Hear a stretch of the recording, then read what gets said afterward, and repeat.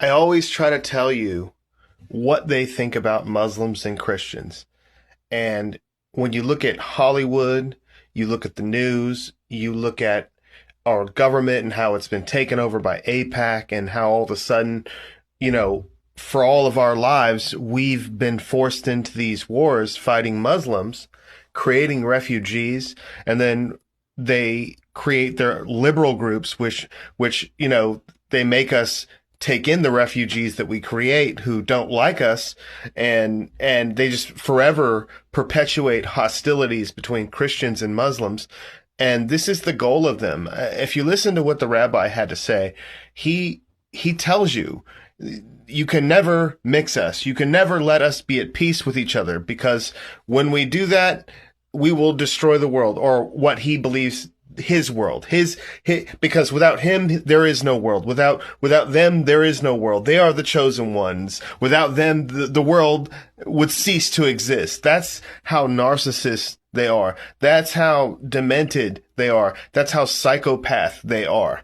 So the whole goal of my channel is to reverse engineer what they do and alert you guys to be able to stop this, because we have to work together.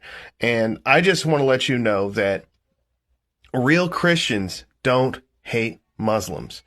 I come from Florida. I'm in a conservative town. When I go to church and we talk to each other about the Muslims and stuff like that, the pastor of the church that I attend, he goes to minister to Muslims and stuff like that. He's got nothing but a soft heart for Muslims. And most people that I know, they don't hate you. They don't hate Muslims, and I don't either, and I refuse to, because I understand that it's demons like the rabbi here in this video that have so much power that they have infiltrated our societies, and they have decided what's cool and what's not cool. They told black people that they had to hate themselves and make terrible music and make themselves kill each other. They told white people that we had to hate ourselves too, and we had to be less white, and they have BlackRock and Vanguard and State Street pushing all this DEI bullshit. You've literally got trainings at Coca-Cola where they teach the employees to be less white. Yeah, it's so obvious what they're doing. Every time you see one of these hateful posts, these hateful videos directed towards Muslims, and like at first it looks scary because you see a bunch of people in black garments, all together in the middle of like New York Times Square. But then, if you're logically thinking about it, all they're doing is praying. And if you were to, and I can't tell you how many videos I've seen where you got people like Jacob Lang, the secret Jew who pretends to be an American Christian, who's actually a wall humping, wall kisser Israeli POS. He's like going to their mosques, and he's got a pack of bacon, and he's smacking the Quran with it, and he's being nothing but inflammatory. And have you ever seen Muslims show up at a Christian church, doing stuff like that to Christians? No, you haven't. Have you ever been, had a bunch of Muslims jump you, or talk negative to you, or treat you like you're a piece of crap because you're a Christian? My guess is that's never happened to you, and any time that anybody like tries to make a race look bad, like funds these racist organizations like BLM, gives them a leg up with the algorithms, stuff like that, it's always one of these people. And they're brilliant. They're so brilliant because they can make you think what they want you to think about other people, while you don't even think of them in your mind, as if they're as if they're not even a possibility that they've been messing with your life. All the while, it's been them. And the biggest trick the devil ever did was convince you that he didn't exist. And he's right in your face. Their flag is a symbol of the devil, and it's right in your face. It's a star with 6 points, 6 triangles, and 6 sides of the hexagon. That is 666 encoded. And that star, that symbol, that flag is also not only a threat to me and you, it's a threat to all of the neighbors of Israel, because the blue lines represent the waters from the Nile to the Euphrates. And that's the land that they intend on stealing, from the Nile to the Euphrates. And for them to do that, they're going to have to conquer Egypt. They're going to have to completely genocide, Lebanon. That's why America has been forced to do all these senseless wars that none of us can really explain why we're in Syria. Why are we bombing Libya? Why are we doing all these things? What the hell is the benefit for us to go mess with Iran? What has Iran ever done to us? The answer is nothing. Nothing. They've done nothing to us. All they've done is exist peacefully. And if you think that the Muslims hate us because we're Christian and they hate our freedoms, that is a narrative that has been put into you by the Jews. And the proof of this is the fact that every single one of these countries has Christian churches in them that they have been protecting for hundreds, if not thousands of years. Seriously, the Jews didn't steal Israel. They didn't steal Palestine until what, 1947, 1948, and all of the historic Christian sites. You know what? They were there. They were preserved. They were fine. Nobody disrespected them. Nobody did anything to them, and the world knew peace. The world knew peace. Now, all of a sudden, since the invention of Israel, since what they did to those people, we've known nothing but war and chaos, and all of our blood and treasure has been taken from us and used against us. Our own government poisons us with vaccines.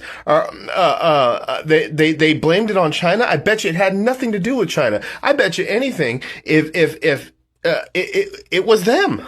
I bet you everything it was them, because everybody in the CDC at the time, and then you have, Pfizer, you have Moderna, all those guys who run those organizations. They're all some tiny hat motherfuckers too. And so you have this whole thing that seemed to be orchestrated from the top down, and it all just happens to be dual citizen Israelis, right? And then all of a sudden it's supposed to be a Chinese virus. Bullshit. That is a classic, that is exactly what they do.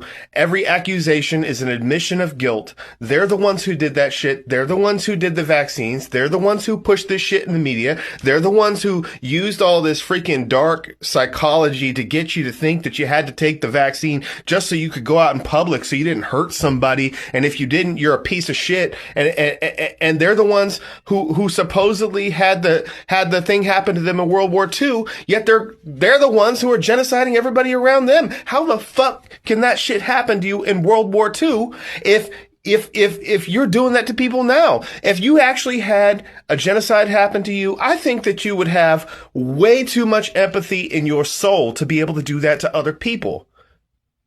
So I don't think that narrative is correct or accurate or true at all, because if it was, there's no fucking way. No fucking way. And then also, another thing, I don't ever want to hear it. I don't ever want to hear you guys say it again. You have lost the right to use the term white supremacy, call people white supremacists. You have lost the right to diss white people. You have lost the right to do that, because who died for you? If your story about World War II is correct, who the fuck died for you? It was American white people who stormed the beaches of Normandy and died for you in droves and droves. My family, my brother's families, everybody's family, all these Americans. Fuck you. You don't ever get to tell us that we can say whatever we want about you. If we saved you, you should have statues of us out there. You should be praising us. You should be thanking us all the time. But we don't get thank you. You know what we get?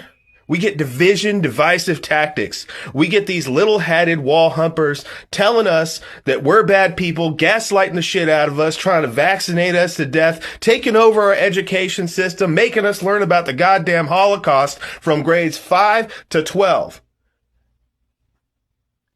And we don't even teach about the Bolsheviks. And you know who they were, right?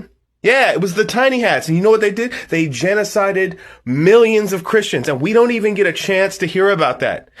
You know, you guys created genocide. And I'm telling you right now, it's all over. The jig is up.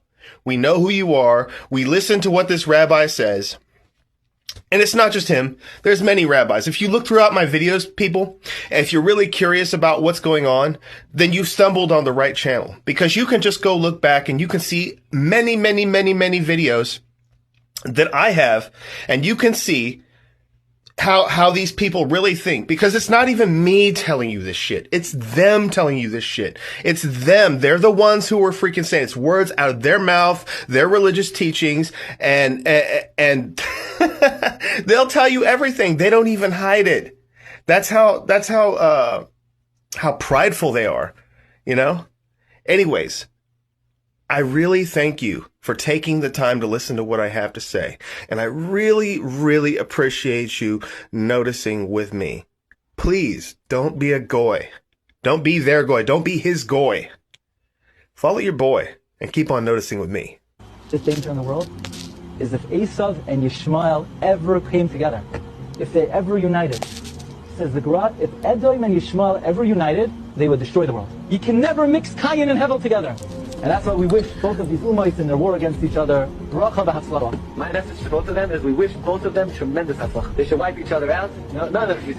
Both sides should mamish be matzliach as much as possible. We wish both sides tremendous, tremendous hatzlacha in their avodah of wiping out